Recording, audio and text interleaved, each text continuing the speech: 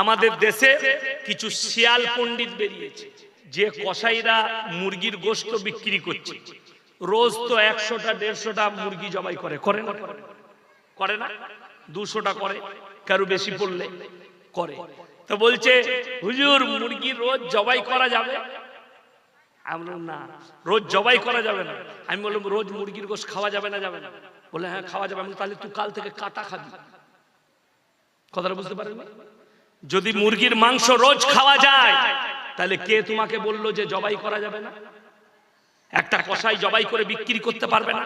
গরুর মাংস যদি আপনি খান আর যদি বলেন যে এই লোকটা না রোজ গরু জবাই করে, এর দেখবি কেরম করে মরণ হবে, আর তুই রোজ গোশত খাচ্ছিস, তোর কি হবে? কথাটা বুঝতে পারেন? ও রোজ গরু জবাই করে তোমাকে হালাল মাংস দিচ্ছে। ইমামকে বললে হুজুর ফজরের সময় আমার গরুটা জবাই